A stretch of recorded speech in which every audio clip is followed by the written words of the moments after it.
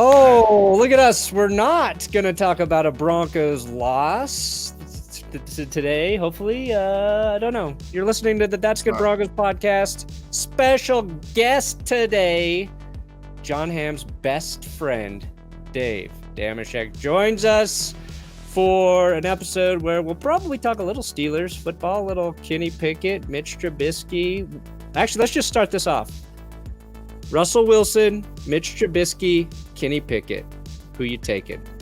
I mean, I it's a pleasure to see you, or at least I thought it was going to be a pleasurable experience. And then I walk through the door, and the first thing you slap across my face is Flo from Progressive's best friend. We're not friends anymore. That Hollywood phony. Those two showbiz front runners. They left Dameshek at the curb like so much trash, and or Russell Wilson, whichever. We have something for you. Oh. Salt in the wound. Look at him. I can't stay mad at him. He's a handsome devil.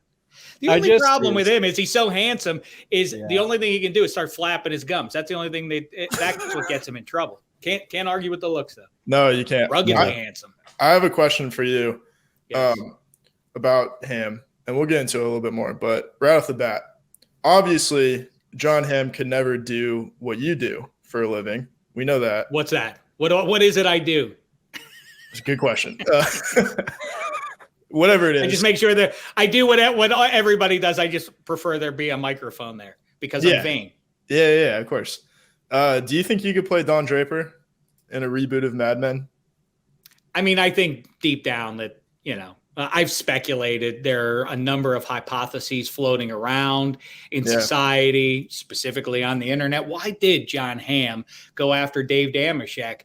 And one of the more prominent theories out there, I'm not saying it's right or wrong. I don't know. I'm just going to share it with you, is that he resented his whole showbiz thing is predicated on like, oh, look how handsome I am.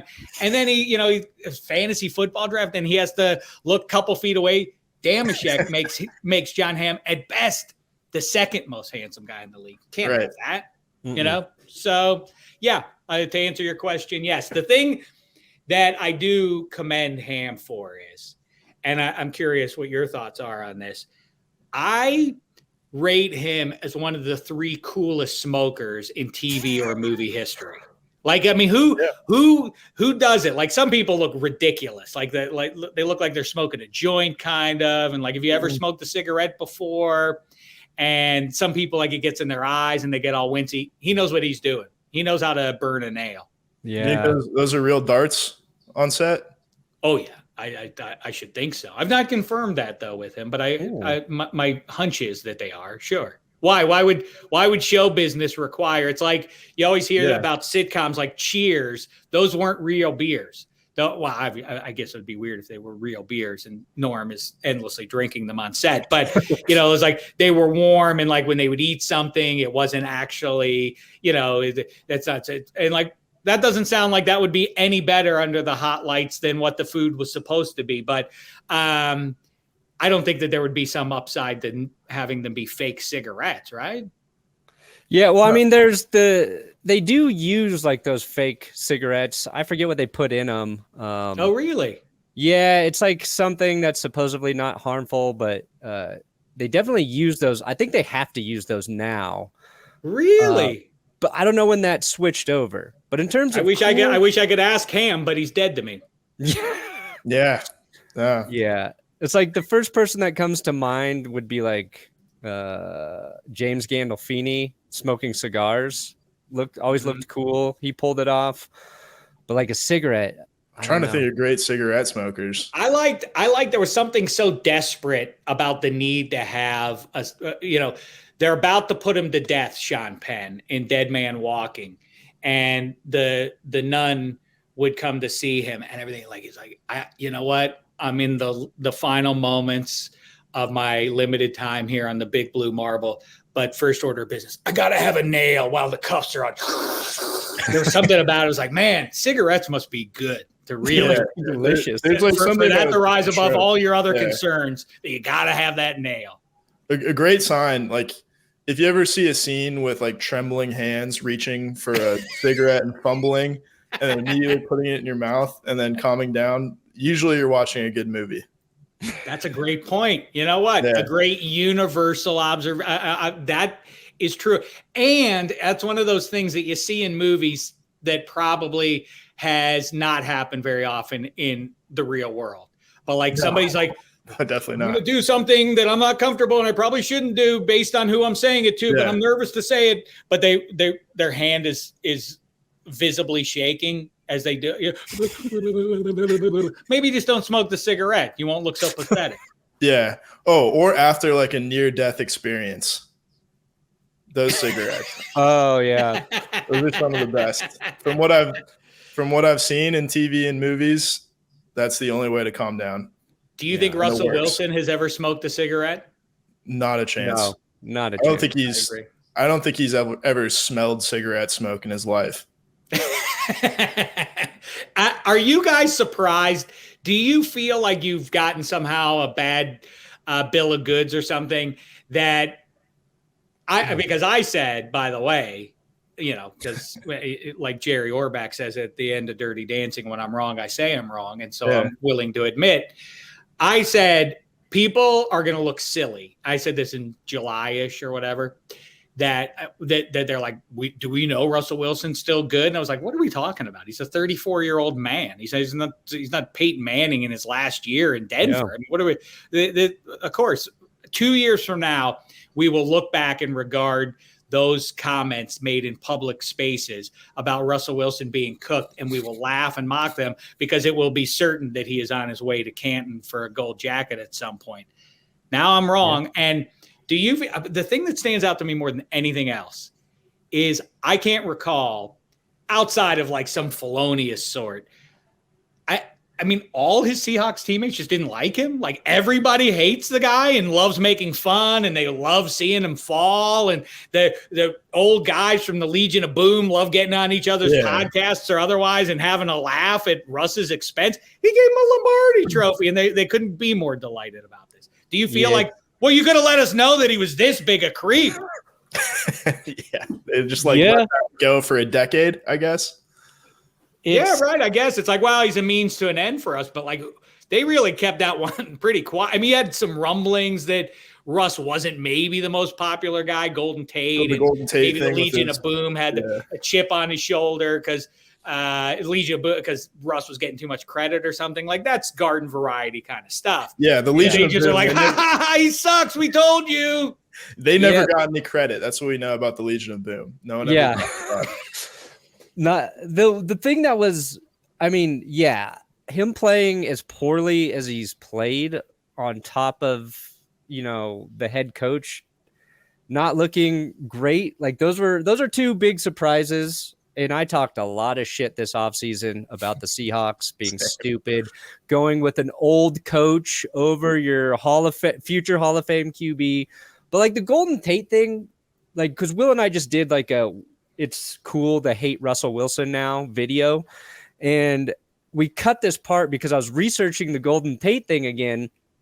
And I think what was weird about that is there was like a rumor that Russ had an affair with, Golden Tate slept with Russ's ex-wife, right? And what stood out to me when I read through that again is Golden Tate, after it kind of got sorted that it wasn't true, his issue was that Russell Wilson didn't come out and say that it wasn't true. Like it was just this rumor, Golden Tate defending himself, and Russell Wilson said nothing about it. Now, like, I think maybe that kind of hits the point that Russ isn't as connected with his teammates that he should be, and maybe like a better teammate and friend because they were friends, like their wives and girlfriend were friends, and that's why the rumor started.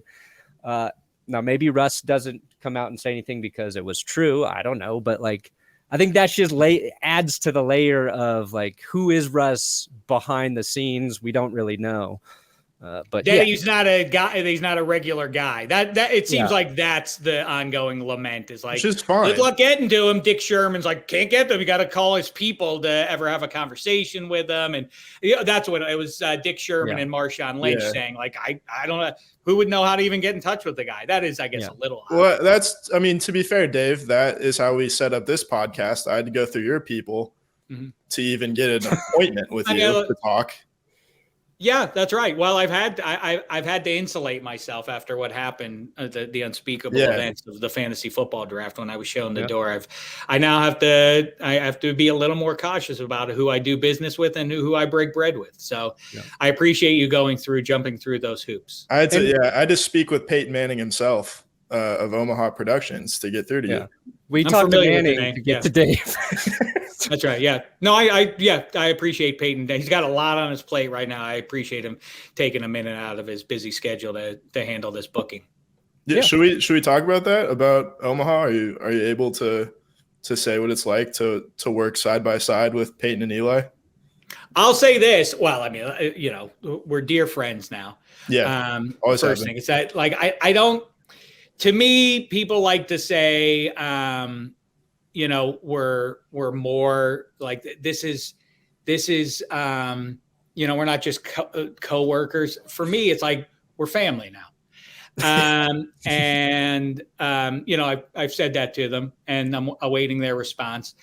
But I really am. And this predates Omaha and Extra Points and that union. Two of the most popular brands in sport. Titans of the industry. Yeah. Omaha, Peyton and Eli, and Dameshek.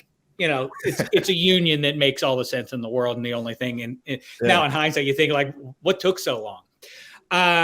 But what I love most is Manning Cast. I find it deeply insightful about the experience. What position would you rather get inside the head of? And you have at times too, watching them. I love the play-by-play, the access that they give you to the considerations on every play. And between the two of them, you hear it. I like when they have fun guests on, and John Hamm does not count as a fun guest. He was on, but I fun guests, I say. But when it's just the two of them and they're watching a game and they're like, I'd be looking at that. Well, that DB just came in, and like I'd be like, they're gonna go there, and like I really like it when the ball when the center's like the considerations. Like I say, there's a lot going on, and I know that's old news, but it is fascinating to hear in real time how it plays out, and they tick off those things. Like, here's what I'm thinking about right now in that moment, and they're discussed with everybody else on the field. Is also powerful. Look, got to catch that one. That went. Peyton's always upset with the receivers or whoever else. I love it.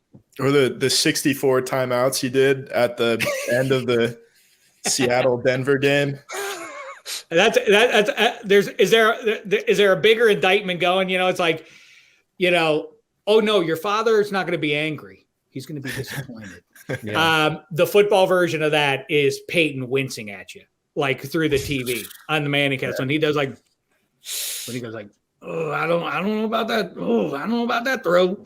He doesn't say it. He says it with just his expression. Yeah, you don't want to get that.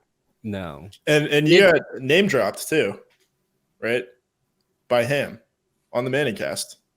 Yeah, and Hamm name checked me. He humiliated me in a public forum. Did you lose? Our friend Dave Dameshek was a little upset by it. Yeah, you know who else was upset by it? John Hamm when he got the boot. He didn't like it either. It's a humiliation. Did you kick him out years ago or last year? No. Someone did though, right? Yes, a guy. It was wonderful because it was this slender, like 6'3", 130-pound, bald lawyer named Elliot.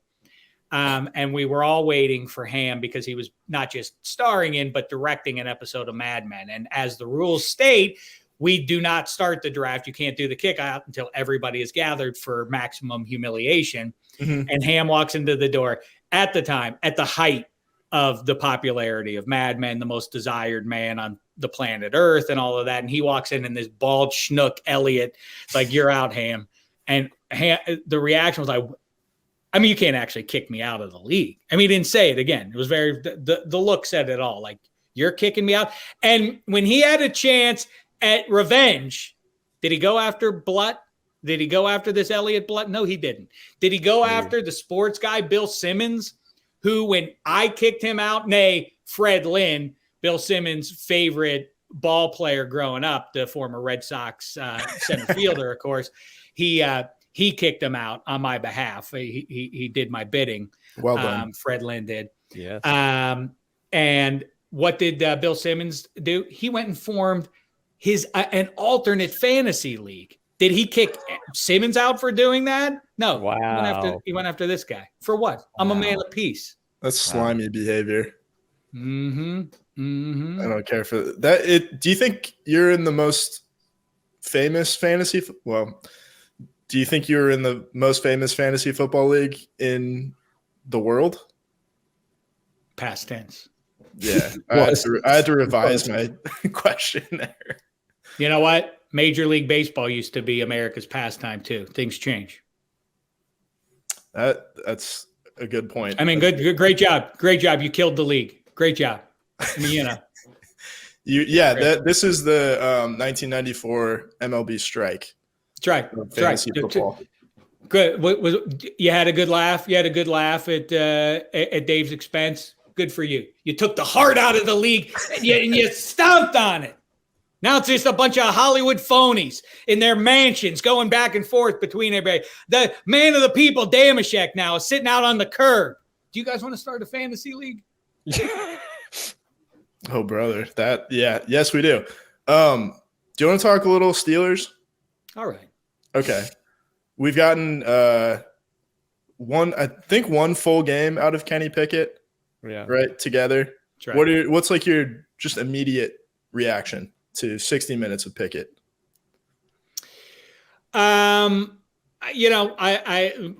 initial reaction was I kind of not to self-validate, but the thing that I anticipated is exactly what he did as soon as he jumped into that Jets game a few weeks ago, which was, even though he's the rookie, he was more decisive with throwing the ball, letting it go for whatever reason. And there are all sorts of theories about that. Trubisky had Matt Canada and or Mike Tomlin or whomever in his ear, saying like, don't throw the game away on us.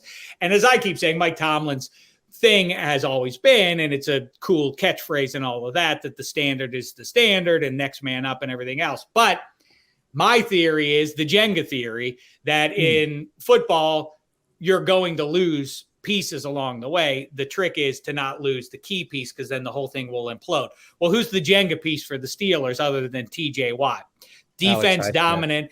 And I think it's, I don't want to get too crazy about, obviously most teams quarterback. Jenga theory does not include quarterbacks because every team's quarterback is essential, you would think.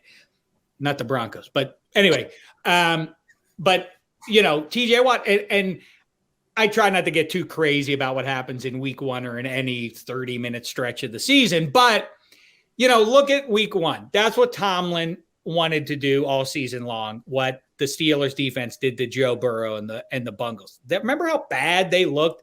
When TJ Watt is in the game, they can heat you up. They can dominate you defensively. They will get to you. And TJ Watt isn't just like Aaron Donald dominant kind of a guy, like, boy, it's hard to run against the Rams, or he'll get in the backfield and be disruptive. He turns you over, TJ Watt does. Like, he strips. It's weird. You can't depend on that, but you guys had the Von Miller experience. Yeah. It's similar to that. Like, literally will force turnovers in the game, jam you up into bad passes that sail on you a little bit or a tick too soon, and the secondary with Minkah Fitzpatrick is good enough that will turn into an interception, one more possession on a mediocre to bad offense. That was the premise of the season, was winning games knuckleball style. But once TJ Watt went out, they needed to get more aggressive on offense. And Trubisky was not aggressive. Pickett was, but, it's also funny. Mike Tomlin, as soon as Pickett got in there, became a little more aggressive too, going for it on fourth and short when he otherwise would have punted in similar situations when Trubisky was in there. There's a very long answer about a guy who we've seen very little of. Okay.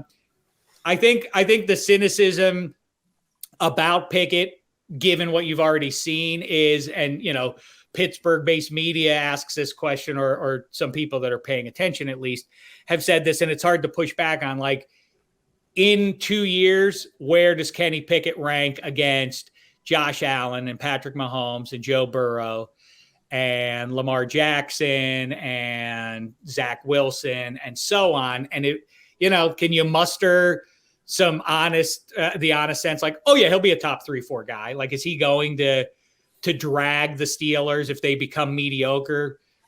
Is he going to drag them into playoff contention? Probably not. But I do think he's good enough, given it's why I also continually push back on everybody when the Steelers were 1-4. And will do so if they get hammered by the Dolphins. Like, the second half of the season, like it or not, they're going to reel off 4 or 5 or 6 wins, because that's just what they do. The roster is too good. TJ Watt's going to come back. The roster is just too good. They're not built to, people. A lot of people who think that they're being good fans by announcing, like, dude, you know what they need? They need to go like 2-15, dude. They got to bottom out. They got to bottom out and get like a top 5 pick and get a good left. Well, I don't know what to tell you. The roster's too good. That's not a possibility. And Mike Tomlin is too good a coach for that to happen. Cam Hayward and those guys are just simply not going to play poorly enough over 17 games for the team to finish ahead of the Texans in the 2023 NFL draft. So when does that ever happen for the Steelers? When have they ever bottomed out? The NFL action is in full swing at DraftKings Sportsbook, an official sports betting partner of the NFL. We're talking touchdowns, big plays, probably fumbles, and even bigger wins. New customers can bet just $5 on any NFL team to win if they don't fumble, and get $200 in free bets if they do. Check this out. In addition to the usual bets, everyone can boost their winnings with DraftKings stepped-up same-game parlays, fumbles not included. If you're going to look at a game coming up, I don't know, and my team is there, I would take the over on fumbles. To make things even sweeter, you can throw down on stepped-up same-game parlays once per game day all season long. Just download the DraftKings Sportsbook app now, right now. Go do it. Did you do it? Come on. And use code DNVR to get $200 in free bets if your team wins when you place a $5 bet on any football game. That's code DNVR only at DraftKings Sportsbook, an official sports betting partner of the NFL. Minimum age and eligibility restrictions apply. See show notes for details. There's a weird contingency too that I see on Twitter of Steelers fans who are like dying to get rid of Mike Tomlin. Same with the Ravens with John Harbaugh. I hope they realize, like, if either one of those guys ever get shown the door, we will hire them within the first 30 seconds. It's so true. And then the other side of that coin is like, the people love the idea. People love the float because it makes them feel important. It gives them gravitas to be cynical about whatever the subject is. And it's like whatever politician you want to see felonious charges levied against, the cool answer is like, he's never going to see a day in jail. She'll never see a day in jail. Like, to be above it all, to inoculate yourself from the pain, to say before it happens. It's the same thing. I just had Dan Hanzus from around the NFL on, and I said, teach me to be a football poor. You're a Jets fan. You know what it is. Like, this is a consistent thing in your life. I don't know how to do it. How do I navigate my way through an NFL season when my team is irrelevant? And he gave me some good pointers, some do's and don'ts on doing that. And so it's easy. So a great bit of cynicism is like, dude, they got fired Tomlin. Dude's overrated, dude. They hadn't won no playoff game since 2017. Dude, when's the last time we came? I'm like, okay, but you understand that would be one half of it.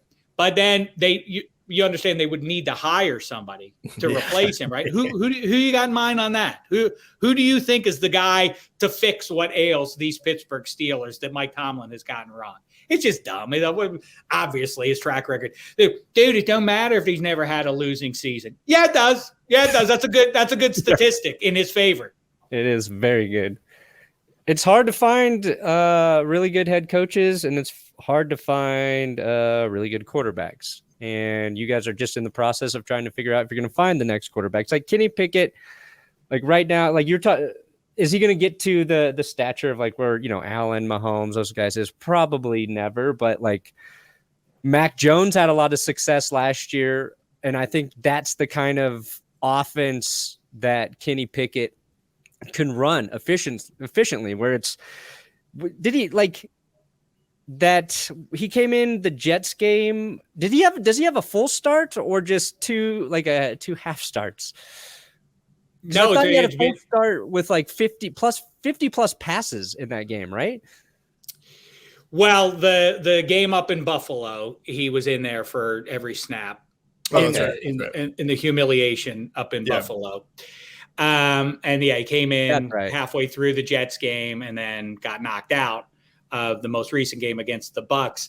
The thing he does that's better than Mac Jones is that he can put pressure on the defense with his legs. Mitchell Trubisky, by the way, can do the same thing.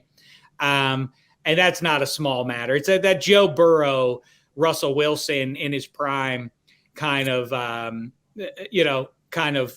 running threat. You don't design runs necessarily for them, but they'll burn you if you turn your back on 3rd and 9. They'll smoke you and just get to the chains. And that, after the last few years with Roethlisberger having no ability to do that, it feels awfully refreshing. It feels like a luxury. Like, they turned around and he just ran for the first down. Nice and easy. Fresh set of downs there. That's something he has. He's hyper accurate, is Pickett. And like I say, he's aggressive. I mean, as much as you can assume what happens in college will also happen in the pros, and that's a specious thing to try and apply to every kid who's 21 moving on to I think Kenny Pickett's 33 or whatever he is. Like that. 33, 34, is that? He's anyway, Russell Wilson's age, yeah. He was never shy about pulling the trigger. And with the personnel virtue, one of them for the Steelers is Deontay Johnson, Chase Claypool, and George Pickens. So you want somebody who's aggressive and is like, I have high-end talent, 50-50 passes all day long. I'm all for that. You need, if your defense can dominate, which you can't do if it doesn't have TJ Watt, but if you get to that point, a couple special plays over 60 minutes wins you games. That's it. And by the way, the obsession with here's my counsel to you where Russell Wilson is concerned. If you can really make yourself crazy if you only watch the Broncos play and you can't believe how bad Russell Wilson is and all of that and all the stuff I've already said. But look around the league. Who is good? Josh Allen, the Giants and Jets are winning games, not because of either one of their quarterbacks. Those guys are there and have been fine. But really, who's good? Tom Brady is the GOAT, and he's been mediocre at best. Aaron Rodgers has been mediocre at best. I mean, where's the evidence that like Russell Wilson is so bad? Because look at how well all the other quarterbacks are doing. Nobody is. It's weird. It's a weird how bad season the for NFL quarterbacks. is. Yeah. For offense, right? Like Burrow, Stafford, you can kind of throw them in there too. Yeah. You can go across the board. Who's good? What name brand QB besides, again, Josh Allen are you wowed by so far? Yeah, even like Justin Herbert. I know he's hurt and he can put up a lot of yards, but like we just watched it on Monday Night Football how meaningless yards can be in a game. He threw it 57 times without a touchdown, which Kyler Murray also did this year. But last guy to do that was like Brett Favre in 2004. So as easy as it is to usually throw in the NFL, for whatever reason, this year it's not. And I don't know enough about how deep it's that like too high safety thing that has just like totally ruined fantasy football for everyone. Everybody keeps saying that. Maybe that's true because the rabbit of NFL offenses was the Kansas City Chiefs, and copycat. Let's try to do that. And as much as we can follow their lead. I mean, they had the fastest guy in the history of the NFL running streaks, and he was unstoppable doing it, plus Travis Kelce. So you can't really just let's do what the Chiefs did. But as much as you could. So if you can take that away from that offense, then we can apply that same thing and force teams to go 11 yards at a time down the field. They have to have 10-yard drives to score. I asked Jeff Schwartz this name drop, big name drop. We love him. And he's an arch nemesis of Broncos fans, eh? Big time. Yeah, I would say so. I asked him. Mitchell's brother, right? Yeah. I asked him, I said, what's your, because I'm down on the Chiefs. I'm less impressed than everybody else is. And he is a sincere Chiefs fan and will argue with me on text message or otherwise and say, you're crazy. You're embarrassing yourselves by saying the Chargers are going to beat them. Chargers are going to win the division, by the way, because as you say, it's not just Justin Herbert. They're playing without Keenan Allen and Joey Bosa and Rashawn Slater, 3 of their 6 or 8 best players, and they're 4-2. They're going to be fine. Yeah. But I asked him, he said it's straight up practice time. They don't practice nearly as much as they did 5 years ago. I don't know if that's a satisfying answer, but that was his. He said that just the offensive lines aren't getting enough reps together, so they're uncomfortable with what to do, and as a result, they're getting overrun by the pass rush. And maybe there is like the obsession with edge rushers and everything else. Like 10, 15 years ago, the Steelers were basically drafting against themselves. People were like, that guy, that pass rusher, it's kind of a tweener. We don't know what we would do with that guy. And I like the Steelers would be like, we want all those guys that will be the stand-up edge rusher for us. Now everybody does that. Everybody's got those hyper-athletic guys that are 6'4" and nightmares bearing down on your QB. And maybe they're just out pedigreeing the fat slobs that are trying to stop them from getting to the QB. I'm glad someone took the side of the Los Angeles Chargers finally in NFL media. I'm sticking with them. Why are you being sarcastic? Oh no, not at all. Why are there people getting too crazy about the Chargers? We have this theory that the NFL wants the Chargers to be good, and they're the darlings every offseason, and then they just find ways to disappoint, and they never get trashed for disappointing. And also, as Broncos fans, with Russell Wilson, we're really feeling the heat this year in terms of criticism. So we're trying to deflect it to other teams in the division who we don't think get enough criticism. I love specific fan-based controversies like this. Like they're against us. I like the idea that the refs are just patently against certain teams, according to some fans. Yeah, I think that's every fan. And the announcers too. Yeah, the announcers. That's my old man in Pittsburgh. Bob Trumpy was a tight end for the Cincinnati Bengals. So my old man, when Trumpy and Don Criqui would call the old Steelers games, my old man just he couldn't sit still watching the Steelers on the road. He's like, game stale with Trumpy's in the bag for the Bengals. This isn't fair to the Steelers. I don't know if he really care that much, but that's so true. My dad went to whatever it was, Super Bowl 21 in Pasadena, where Phil Simms was 50 of 50 against the Broncos. And he would do so many Broncos games for, 20 years on CBS. Every time, fuck that guy. Dads don't let, that'll probably be me in, 25 years when Patrick Mahomes is doing CBS and he's finally taken over for Tony Romo. But man, I love that about dads. Yeah, I love those. Yeah, you get a lot of ones, and I'm starting to get into this place in life too, where I feel like there are decades-long trends that exist that a 23-year-old player couldn't possibly know or certainly not care about. But my old man, I'm a product of him, so I guess that's my excuse. But he's my whole life, the year of the Lord 2022. Will tell me the Red Sox lost in Baltimore. Will be like, what else is new? The Red Sox, because he's a Red Sox guy. Red Sox never win in Baltimore. Never been able to win. Sure? In 1968, are you? Is it applicable now though? Is Chris Sale worried about that? You're starting me in Baltimore. That's an automatic L. Come on, it's a contract year, Skipper. I don't know that math works. It's kind of like, and if you ask your father or, really anyone over the age of 60, say, their music tastes stop at a certain point. There's a point in time. And I know for my dad, it was right when the last Cars album came out where you just stop consuming new music. and your brain stops, and you have enough cataloged, and you said, you know what, I'm good.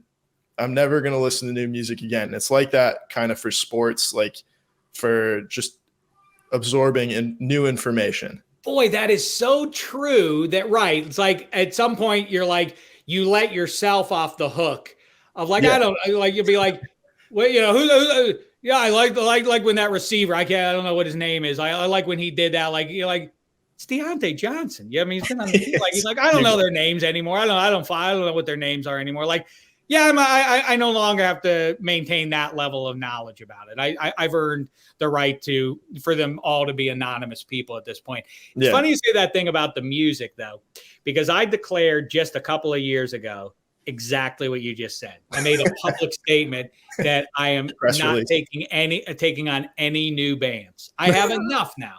My I'm all set up on Spotify. I'm good now. Like I have more than enough music to keep me warm for the rest of my days. I'm going to take on new bands now? Come on. It's enough already. Will, we have we have our Built to Spill. That's a lot. He keeps putting out new albums. What do you think of the new one? I liked it. I saw him a few months ago when they were down the street from me. I'm going to go see him again. I think in San Francisco coming up soon. But yeah, no, it's like you have a catalog of 20 years. It's like that. You're exactly right. It's enough to keep us warm. My dad did the opposite. Like when I was in my early 20s, he was listening to the music like I was listening to. And because I started listening to old music, like all of the 60s and 70s rock, he started listening to newer music. And he's like, I've heard all that other shit so much, like, I don't want to hear it anymore. He's like, I've maxed out the amount of times I can hear the Rolling Stones or Led Zeppelin or the Beatles. So he was just like listening to Jack White and Green Day and like going through those catalogs. So he kind of bucked the trend there a little bit. As we get some distance, it's a funny thing that happens over the course of my lifetime. Like the last decade becomes a punchline. Like, can you believe how like there was a period where the 70s were the punchline? Yeah. Like, look at how people dressed and the music was so terrible back then and all that disco and everything. But then it's like, actually, I would kind of like to wear pants like that with the or whatever. And boy, you know what? The 70s, as it happens, had a ton of great music, and then the 80s become the punchline. It's a fashion kind of dictates that too. That's one I want to start a movement. I'm not trying to kill an industry. I know people are looking for jobs all over, but why do we have to abide by? That's the other one. You get to a certain age. It's a big question as a guy. Yeah. Is like, wide leg jeans are back in now. Like, but I thought skinnier jeans were all the rage. And I have the narrower pant cut or whatever. And like, oh no, now we're back to the other ones. Like, well, screw, I'm done. Count me out. I'm not doing it anymore. I've done enough changes to the wardrobe to be hip and now. And also, isn't it a little creepy to be a guy of a certain age who is with all the latest fashion trends? You don't want to be that guy. No, you don't. Like, it's pathetic at a certain point to like be a father of like teenage kids listening to the same music as them. Like, the hell are you doing? It's like, and fashion too. Fashion might be even more damning. Like, you come off like Don Cheadle and Boogie Nights. Like, yeah, that's right. Always going through the different phases. It's like my favorite of those. Kid. I was what started this all was I made a joke about Korn, about your old man listening to the music you were listening to. Yeah. And I think we can agree that, but who knows, maybe 10 years from now we'll have a newfound affection for it. But that's the worst stretch of music. Hair band music, Poison and White Line and all that was the worst. But Korn, that now is not as obnoxious as Limp Bizkit and Korn and all of that. Fair? Is that the worst brand of music? New metal? Is that the worst thing that like Kid has Rock become popular? Yeah, Kid Rock, all that. That's the worst music trend of my life. That was prime. I was in that prime. You were into it though? Yes. No, like it was like a transition in 6th grade where I went from listening. Well, I liked The Offspring. That was like the first band that I was like, oh, this is cool. This is music that's different. But 6th grade started skateboarding, and I thought like White Zombie, Marilyn Manson, Korn is what I had to listen to. And I just listened to it because like that's what the other kids were listening to. And then after a while, I was like, I don't like Korn. I don't like White Zombie. I don't like Marilyn Manson. I got into like classic rock. And so like I transitioned from that to Simon and Garfunkel, Led Zeppelin, and Alice Cooper. It's like a weird transition. But I had those CDs, but I remember throwing one of those CDs into a lake. I was like, I don't need this anymore. We were on a boat. Like, I'm never going to listen to Korn again, and just got rid of it. But it was bad. And then Limp Bizkit, Kid Rock, and all of that came after. And I was at like a new school, and I thought that the kids there weren't as cool as my old friends. And since they like that music, I was like, nah, this music's not good. So I think I can also lay you off the hook. 6th grade, you're very impressionable. You're just following the path. Yeah, but so that's like, okay. But no, like it was a lot of bad music. They're like you remember there's a band Power Man 5000. Do you remember them? That rings a bell, actually. And then you could like people still like Linkin Park though. Does Linkin Park transcend that group? They were in there a little bit. Are they better? It's right on the edge. I certainly was never into them. I don't think they were as offensive as those other ones. And they all felt like they came off of that's a good North Star in life. It's like the OG is usually okay. And then every iteration after it gets a little more vanilla and a little worse or, more obnoxious maybe too. Like, I feel like the great Rage Against the Machine sort of launched all those other bands, and it was like, what the hell are you doing? The Rage is great. The rest of you are abject junk, like Russell Wilson. I'm sorry, I don't know why. I don't know why it did that. We were having a nice talk. We weren't worrying about our football teams, and then I had to do that. That's a good way to circle it back around as we close out. Well done. That was the smoothest segue I think I've ever seen. Thank you. Remember Who would segues? Russell Wilson be if he were a musical artist? Oh, that's a good question. I like that. Well, I mean, the easy one is he'd be, singing in front of, one of those mega churches. Like he'd be doing like he wouldn't be doing the standards. He would be doing like the hipper, like kind of rocking Christian rock. You're basically saying he's Creed.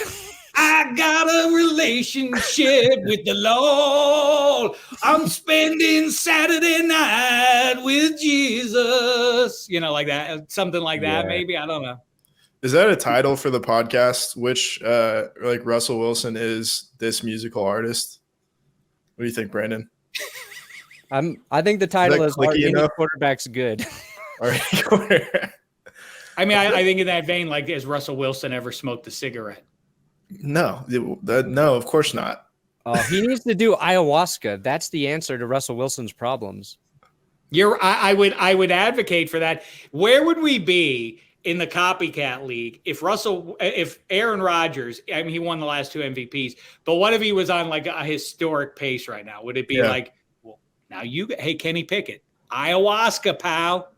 Yeah, I think Russell Wilson needs to open up his mind to some new possibilities. I mean, we solved it. We solved the problem here today, Will. It's drugs. The answer is drugs.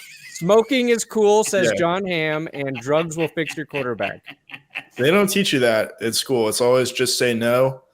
They never think about like the mind-altering substances just totally, turning you into from an MVP into a 3-3 quarterback. So if we could get Russ on ayahuasca and some Limp Bizkit in his ears. If we can get him listening to break stuff before he heads out there. Yeah. Really quick, what did you think about the Woodstock 99? Did you watch either of those? I watched the first one, not the one that was people went gaga for a month or 2 ago. I only, like I say, saw the first one. It was like it definitely has freshened up my distaste for that music. I was reminded, like, oh my God, like the headliner was Limp Bizkit. Fred Durst was like, that's it, Rise the Best. I love this band. I'm going to travel. I'll camp out for a couple nights because Limp is playing. Like, ugh. What do you expect on one level to happen when you get the biggest gathering of Fred Durst fanatics? I was living in Chicago at the height of like now I'm so dumb. Lollapalooza. Yeah. And whatever the band was on the stage at any given time, when it would be Rage or whoever it was, like I never understood the people that wanted to get into a circle and fight with each other. I was like, what the hell? Yeah. What the hell? Yeah. What in the hell? What in the hell are you doing? And then when I see that at the Woodstock 99 stuff, I like you said, Will, like what was the logical conclusion to this? Yeah. The original Woodstock, they're all burning tree and shroomin or otherwise. They're not predisposed to beat each other up. These people are going to the show, taking their shirts off and intentionally getting into fights with each other. I think we should have seen that one coming. Yeah. And you have 69, you have who like Hendrix and Buffalo Springfield and, Crosby out there. And it's like, okay, you go from that to Kid Rock. Hey, Santana, you're getting a little too hot for our crowd. You're getting a little – can you play something a little down-tempo? People getting anxious in the crowd. Like, yeah, and that's hilarious, too. They just toss Jewel in the middle of that. Oh, yeah. Whole set list. And now you go out there, Jewel. What? Yeah. Go calm them down, These Jewel. hands are small, I know. We're not relating, Jewel. True. All right. Well, good on time. Yeah. I mean, I don't know. Cast, I think Brandon froze on us. Yeah. Oh, I couldn't tell if somebody froze there or not. Yeah, Brandon froze. Yeah, that was a weird way to try to leave. Try to end the show. Everybody freezes. That's one way to do it. Russell Wilson trying to go through his progressions. We just froze and made the wrong decision. Okay. Dave, where can everybody find your podcasts? Did they have to go to Peyton Manning's house to listen? Yeah. It's best to check in with him if you want to know the weekly schedule of when -3 is released. Peyton will have that information for you. If you just check in with him, he's happy to do it. Otherwise, where you find good podcasts? Mine is also there. Anywhere you find podcasts. -3 twice a week. We do it on Mondays and Thursdays. Extra Points with cousin Sal on Tuesdays and Thursdays. And I do a live on Spotify Live every Tuesday at 7 p.m. Eastern. That's 5 p.m. Mountain Time and 4 p.m. Pacific. We do Mr. Lister. It's our sports trivia show, category based. I give you a category. People go back and forth until one runs out of answers. Things like members of the world champion Super Bowl 32 starters on offense for the Denver Broncos. Go back and forth. That kind of John Elway, Terrell Davis, Shannon Sharp. No, that's not how it works. No, that's not how it works. No, that's not how it works. You have to say one. Oh, and I say the other. Sorry, I just gave away all the answers. Jesus Christ, man! Dang, I'll be so good. You do the offensive line. Brian Habib. Oh, Nayland, Habib. You're not supposed to do the good answers first, though, Zimmer. right? No, Nayland wasn't there. That was Zimmerman. That was Gary Zimmerman, 32. Yeah, Nayland was. They played different positions. Nayland was a center. Oh, Zimmerman was tackle. That's right. Yeah. I have a cold. I can't think straight. I loved it. My final deed on this show was to remind you that you're very much in love, and what brought you together was the Denver Broncos. Don't let this tepid start to the season drive a wedge between what you have, because it transcends 2022. It's eternal and it's beautiful. I'm glad you said that. In a cruel twist of fate, it's bizarrely been great for our channel too. So that's the way. That's the way. Yeah. Best right. Numbers ever, thanks to misery. Hmm. All right.